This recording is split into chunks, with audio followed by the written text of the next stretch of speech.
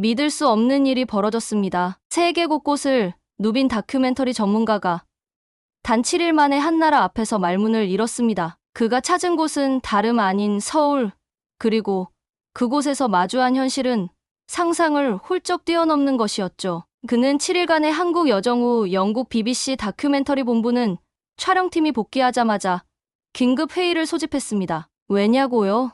그들이 내린 결론은 지금의 침체된 영국을 구할 해법이 뜻밖에도 한국에 있다는 것이었기 때문입니다. 브렉시트 이후 방향을 잃고 허우적대던 영국. 그들의 시선이 갑자기 서울로 향하게 된 데에는 그냥 넘길 수 없는 어떤 장면들이 있었죠. 그리고 마침내 영국 언론은 공식적으로 인정합니다. 우리가 놓친 미래, 한국은 이미 해내고 있다. 도대체 서울에서 무슨 일이 있었던 걸까요? 지금부터 그 놀라운 이야기를 시작합니다. 안녕하세요. 제 이름은 닉 해밀턴이고 BBC에서 20년 동안 일했어요. 그리고 세계 각지의 도시에 관한 다큐멘터리를 만들어 왔어요. 저는 좋은 도시를 만드는 요소에 대해 모든 것을 알고 있다고 생각했어요. 결국 너무 많은 도시를 봐왔으니까요. 모든 것은 비 오는 화요일 아침 런던 사무실에서 시작됐어요. 우리 팀은 큰 나무 테이블 주변에 앉아서 벽에 붙은 지도와 사진들을 보고 있었어요. 방 안에는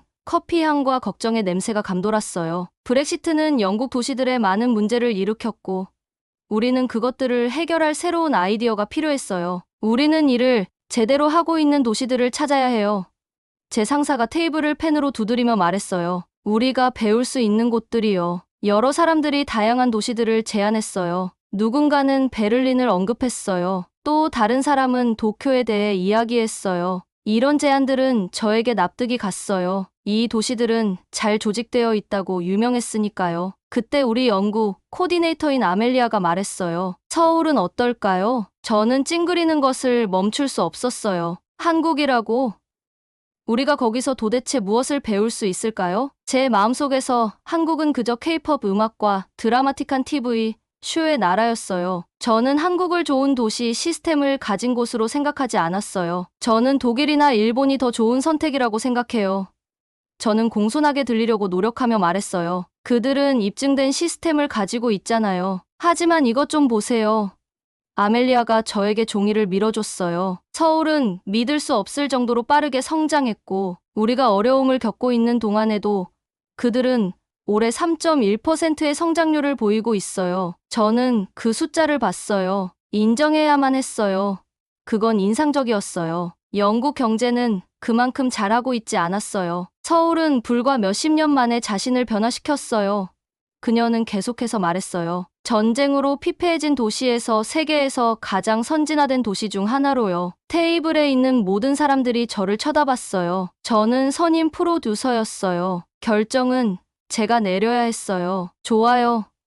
저는 완전히 확신하지 못한 채 말했어요. 우리는 서울에 갈 거예요. 저는 다음 주 동안 여행을 준비했어요. 한국에 관한 보고서를 읽고 서울의 영상을 보고 기본적인 한국어 몇 마디를 배우려고 노력했어요. 하지만 마음 깊은 곳에서는 여전히 우리가 거기서 특별한 것을 찾을 거라고 믿지 않았어요. 출발 당일 저는 무거운 카메라 장비와 더 무거운 의심을 안고 히드로 공항에 서 있었어요. 제 카메라맨인 벤은 흥분한 것 같았어요. 이건 흥미로울 수 있어요.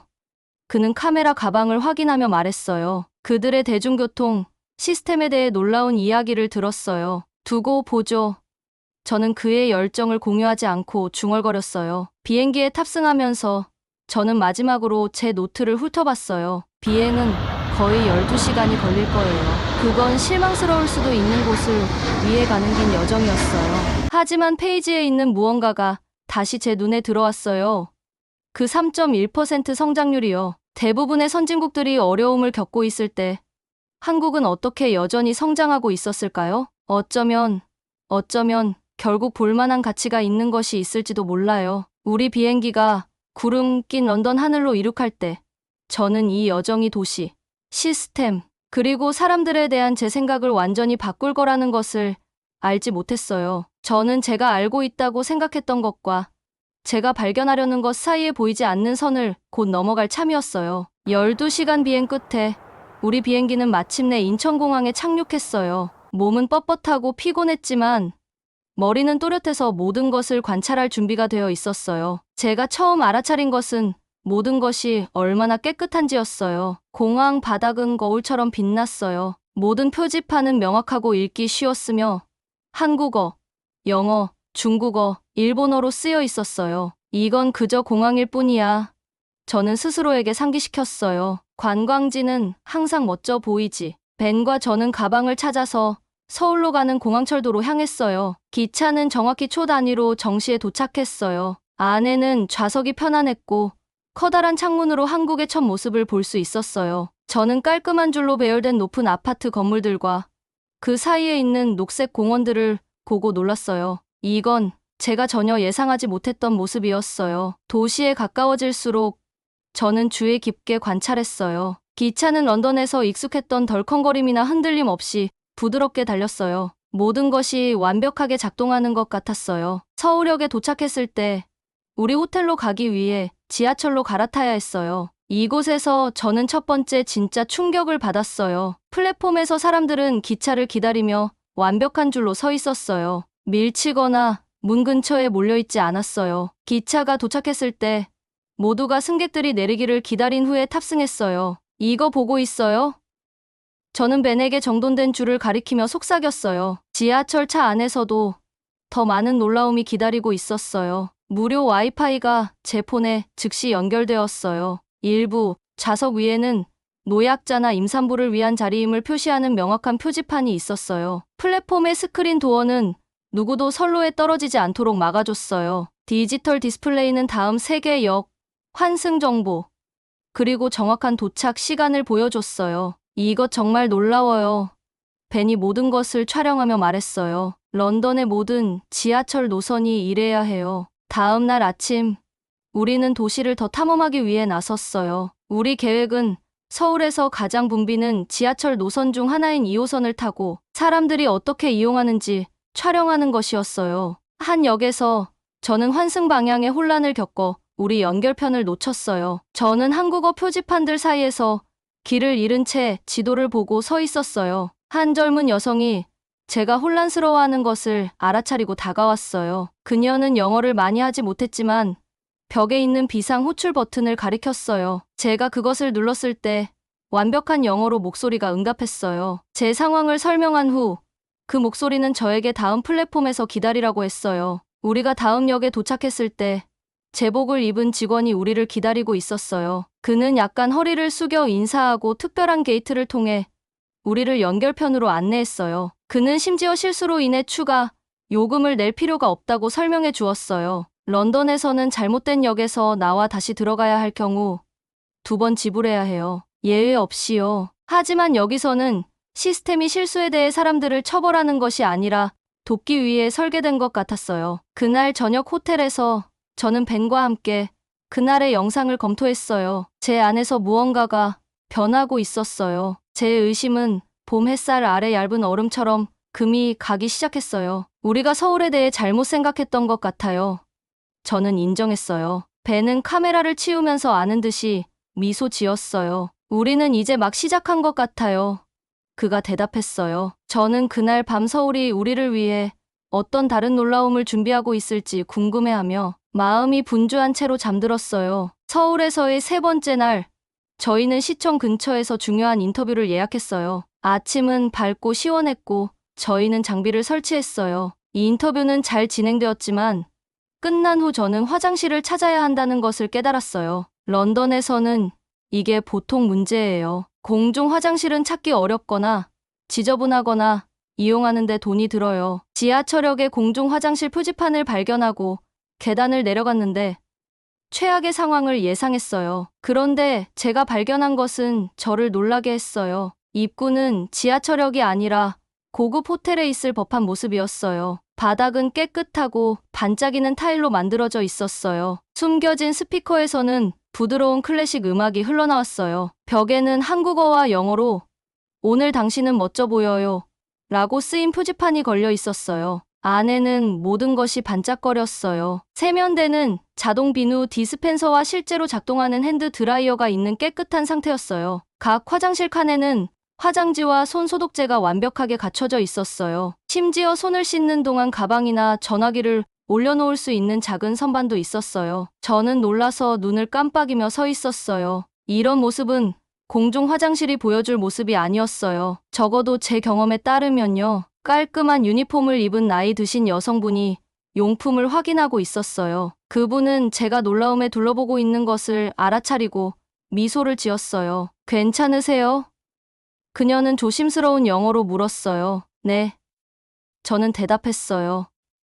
그냥 너무 깨끗해서요. 그녀는 자랑스럽게 고개를 끄덕였어요. 장애인 시설도 보고 싶으세요? 그녀는 저에게 장애인용 화장실을 보여주었어요. 위아래로 움직일 수 있는 조절 가능한 세면대, 화장실 옆에 있는 튼튼한 손잡이, 필요할 때 도움을 요청할 수 있는 비상 버튼이 있었어요. 저희는 이 시설들을 관리하고 시민들도 이것들을 관리해요.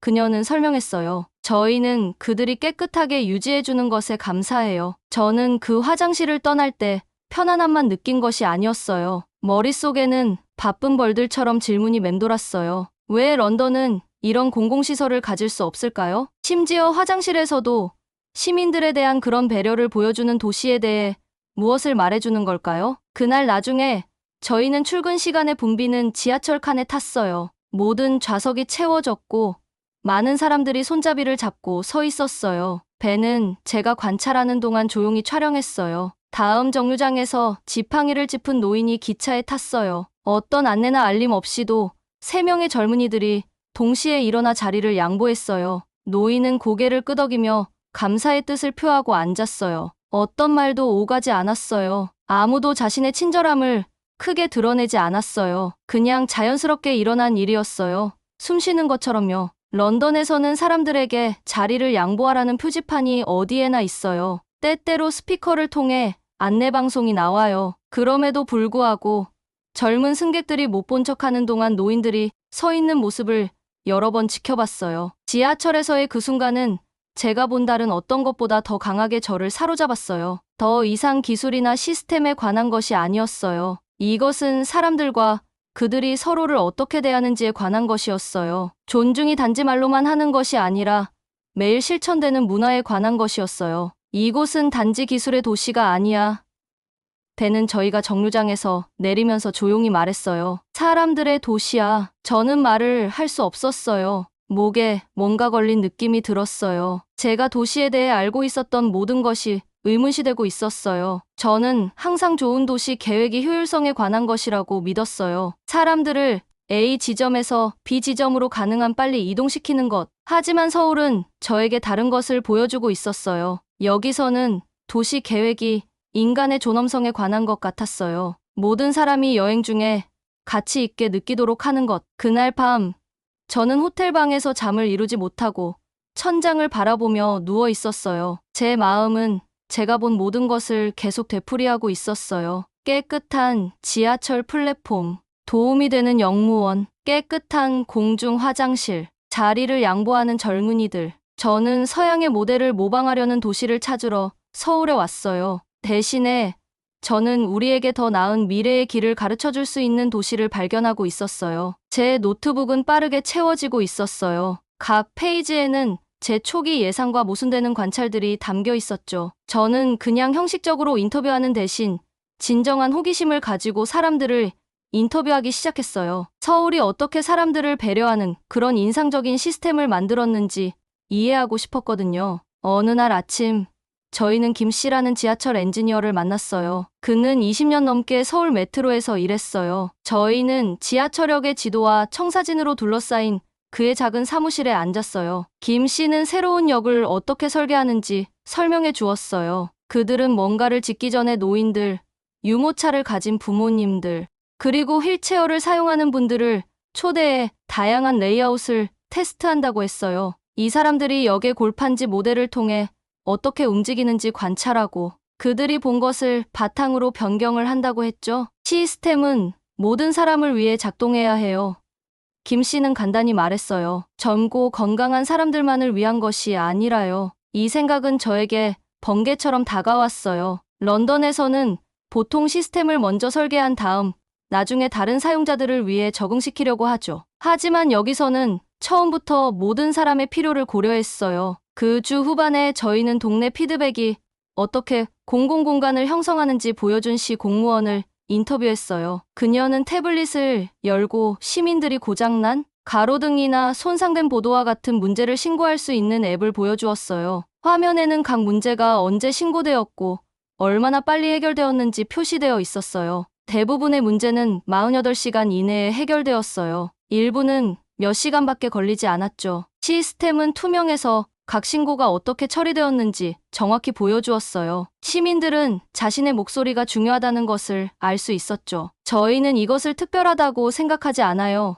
공무원은 저에게 말했어요. 그냥 도시가 해야 할 일일 뿐이죠. 그때들도 도시의 성공에 한몫했어요. 한 고등학생이 서울을 탐색하는데 도움이 되는 휴대폰 앱들을 보여주었어요. 한 앱은 그에게 버스가 정확히 언제 도착할지 알려주었고, 다른 앱은 그가 도시 주변에서 발견한 문제를 신고할 수 있게 했어요. 세 번째 앱은 공공도서관에서 공부 공간을 찾는데 도움을 주었죠. 저는 그가 이런 도구들을 쉽게 사용하는 것을 지켜봤어요. 기술이 그를 도시로부터 분리시키지 않았어요. 오히려 그를 도시와 연결시켜 주고 있었죠. 저의 이해는 매일 바뀌고 있었어요. 제 노트는 단순히 기술적 세부 사항을 기록하는 것에서 더 깊은 질문을 던지는 방향으로 발전했어요.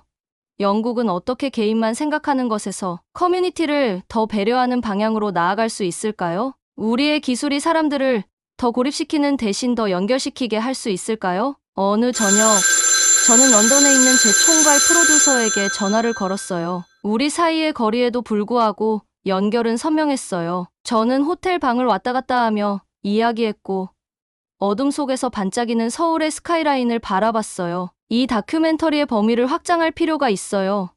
저는 설명했어요. 이건 단지 효율적인 도시 시스템에 관한 것이 아니에요. 그 시스템 뒤에 있는 가치에 관한 거예요. 무슨 뜻이죠? 그녀가 물었어요. 서울에서는 그냥 작동하는 시스템만 만드는 게 아니에요. 저는 말했어요. 그들은 배려하는 시스템을 만들어요. 모든 지하철역, 모든 공중화장실, 모든 횡단보도의 모든 것이 인간의 존엄성을 염두에 두고 설계되었어요. 전화 너머로 침묵이 흘렀어요. 그리고 제 프로듀서가 말했죠. 그건 영국 사람들이 들어야 할 이야기 같네요. 그녀가 말했어요. 구체적인 예시를 보여줄 수 있나요? 물론이죠. 저는 대답했어요. 저는 모든 것을 촬영해 왔어요. 전화를 끊은 후 저는 오랫동안 창가에 서 있었어요. 아래 도시의 불빛이 이제는 더 따뜻하게, 더 초대하는 듯 느껴졌어요. 저는 서울이 처음 우리 목적지로 제안되었을 때 제가 얼굴을 찌푸렸던 것을 기억했어요. 제가 얼마나 틀렸었는지요. 서울에서의 남은 시간은 달랍게 느껴졌어요. 저는 더 이상 그냥 영상을 모으는 것이 아니었어요. 저는 교훈을 수집하고 있었죠. 제가 관찰한 각 시스템, 인터뷰한 각 사람은 제 새로운 이해에 또 다른 조각을 더해주었어요. 서울의 공공도서관에서 저는 노인들이 무료 컴퓨터 수업을 받는 동안 옆방에서는 아이들이 스토리텔링 세션에 참여하는 것을 봤어요. 동네 공원에서는 자원봉사자들이 작은 도시 정원에서 채소를 기르는 방법을 배우고 싶은 사람, 누구에게나 가르쳐 주고 있었죠. 이것들은 단지 도시의 좋은 추가 요소가 아니었어요. 이것들은 서울이 기능하는 방식의 필수적인 부분이었어요. 사람들을 함께 모으고 커뮤니티를 만들고 모든 사람이 가치 있다고 느끼게 하는 것이었죠. 촬영 일정이 끝나갈 무렵 저는 만족스러우면서도 떠나기가 꺼려졌어요. 저는 도시 문제에 대한 기술적 해결책을 찾으러 왔었어요. 하지만 저는 훨씬 더 가치 있는 것, 도시가 무엇을 위해 존재하는지에 대한 새로운 사고방식을 가지고 떠나고 있었죠. 이제 런던으로 돌아가는 길이 제 앞에 펼쳐졌어요. 저는 제가 배운 것을 공유하는 것이 쉽지 않을 것이라는 걸 알았어요. 사람들은 자신의 가정에 도전받는 것을 좋아하지 않죠. 하지만 저는 또한 제가 서울에서 본 것이 혼자만 간직하기에는 너무 중요하다는 것도 알았어요. 런던으로 돌아가는 비행기는 서울로 가는 여정과는 달랐어요. 제 몸은 서쪽을 향했지만 마음은 여전히 동쪽에 머물러 있었어요. 우리 비행기가 떠다니는 솜사탕 같은 구름 위로 날아가는 동안 저는 노트북으로 영상들을 검토했어요. 각 클립은 서울에서 저를 놀라게 했던 것들을 보여주고 있었어요. 히드로 공항에 착륙하는 것은 마치 오래된 사진 속으로 걸어 들어가는 것 같았어요. 모든 것이 똑같아 보였지만 저는 이제 모든 것을 다르게 보게 되었어요. 아무도 수리하지 않은 고장난 티켓, 기계, 전혀 도움이 되지 않는 혼란스러운 표지판들, 사람들이 참을성 없이 밀치는 긴 줄들. 집에 온 것을 환영해요. 벤이 작은 미소와 함께 말했어요. 그는 우리가 짐을 기다리는 동안 제 찡그린 얼굴을 알아챘어요. 새로운 눈으로 보고 있나요? 저는 고개를 끄덕였어요. 서울에서의 3주가 저를 바꿔놓았어요. 제가 배운 것들을 고지 않을 수는 없었어요. 다음 날, 저는 BBC 사무실로 돌아갔어요. 익숙한 커피와 프린터, 잉크 냄새가 저를 맞이했어요. 동료들이 모여들어 우리 여행에 대해 궁금해했어요. 저는 우리가 발견한 것을 설명하려고 했지만 말로는 부족하게 느껴졌어요. 그들에게 보여줄 필요가 있었어요. 몇 가지 영상을 봐요. 저는 제안했어요. 다음 2시간 동안 우리는 서울의 지하철 시스템, 공공공간, 그리고 그것들을 이용하는 사람들의 영상을 보았어요. 제 동료들이 모든 것이 사람들을 단순히 한 장소에서 다른 장소로 이동시키는 것이 아니라 도울 수 있도록 설계된 것처럼 보이는 것을 관찰하면서 방은 조용해졌어요. 이것은 단순한 기술적 다큐멘터리가 아니에요. 마침내 제 책임 프로듀서가 말했어요. 이것은 도시 계획의 다른 철학에 관한 것이에요. 그녀가 맞았어요. 도시 시스템에 관한 프로젝트로 시작한 것이 더 깊은 무언가로 발전했어요. 그것은 도시가 어떻게 존엄과 배려로 시민들을 섬길 수 있는지에 관한 것이었어요. 좋은 디자인과 좋은 시민 의식 사이의 관계에 관한 것이었어요. 편집 과정은 6주가 걸렸어요. 매일 저는 에디터들과 긴밀히 협력하여 이야기를 만들어 갔어요. 우리는 런던과 서울을 비교하며 기술의 차이뿐만 아니라 사고방식의 차이도 보여주었어요. 우리는 현재 접근 방식을 설명하는 영국 도시 계획가들의 인터뷰를 포함시킨 다음 서울의 인간 중심 디자인과 대비시켰어요. 어떤 날들은 좌절스러웠어요. 모든 사람이 제가 보여주려고 하는 것을 이해하지는 못했어요. 그냥 더 깨끗한 지하철 시스템일 뿐이에요. 한 편집자가 말했어요. 아니에요. 저는 주장했어요. 그것은 시민들을 바라보는 다른 방식이에요. 사람들을 존중하는 시스템을 구축하는 것에 관한 것이에요. 서서히 다큐멘터리가 형태를 갖추었어요. 우리는 내가 몰랐던 서울이라는 제목을 붙였어요. 그것은 단지 제가 발견한 도시에 관한 것이 아니었어요. 그것은 제가 경험한 깨달음에 관한 것이었어요. 마지막 장면은 런던 지하철에서 출퇴근 시간에 서 있는 저를 보여주었어요. 사람들은 서로를 밀치며 지나갔어요. 안내방송은 지연에 대해 사과했어요. 표지판은 소매치기와 의심스러운 물건들에 대해 경고했어요. 그런 다음 장면은 서울의 지하철로 바뀌었고 그곳에서는 승객들이 질서 있게 줄을 서서 서로를 돕고 목적을 갖고 움직이지만 혼란 없이 움직였어요. 제 목소리가 이러한 대조적인 이미지 위에 재생되었어요. 만약 우리 도시들이 단지 사람들을 효율적으로 이동시키는 것이 아니라 존엄성을 가지고 이동시키기 위해 지어진다면 어떨까요?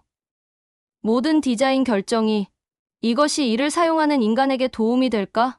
라는 질문으로 시작된다면 어떨까요? 다큐멘터리는 일요일 저녁에 방영되었어요. 저는 시청자들이 어떻게 반응할지 긴장하면서 거실에서 그것을 지켜보았어요. 그들이 제가 본 것을 볼까요? 서울이 저에게 가르쳐준 교훈을 이해할까요? 다음 날 아침, 제 전화기는 메시지로 진동을 멈추지 않았어요. 도시 계획가들은 제시된 아이디어에 대해 논의하고 싶어 했어요. 평범한 시민들은 그들 자신의 영국 시스템에 대한 좌절감을 공유했어요. 신문사들은 인터뷰를 요청했어요. 대화를 시작했네요. 사무실에 도착했을 때 제 프로듀서가 말했어요. 사람들이 이전에 묻지 않았던 질문들을 하고 있어요. 3개월 후, 저는 서울로 돌아갔어요. 이번에는 다큐멘터리를 촬영하는 것이 아니었어요. 저는 서울의 시스템을 직접 보고 싶어하는 영국 도시 계획가 대표단을 이끌고 있었어요. 우리가 서울역에 서서 기차에 탑승하는 승객들의 안무된 움직임을 지켜보고 있을 때 한 계획가가 저에게 돌아섰어요. 이제 이해해요.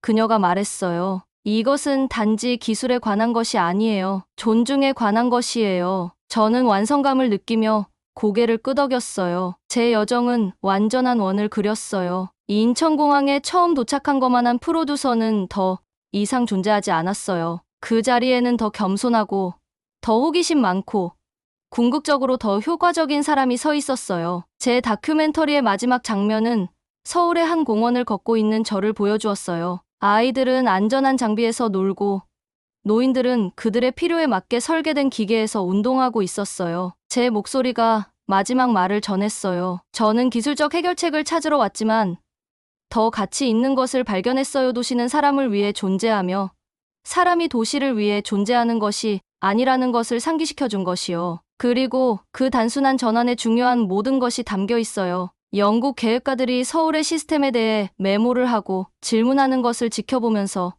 저는 조용한 만족감을 느꼈어요. 심어진 씨앗은 자랄 것이에요. 공유된 아이디어는 퍼질 것이에요. 서울의 교훈은 한국의 국경을 훨씬 넘어 여행할 것이며 아마도 우리가 앞으로 여러 세대 동안 도시를 건설하는 방식을 바꿀 것이에요. 그리고 저 개인적으로는 가장 큰 교훈은 여전히 남아 있어요.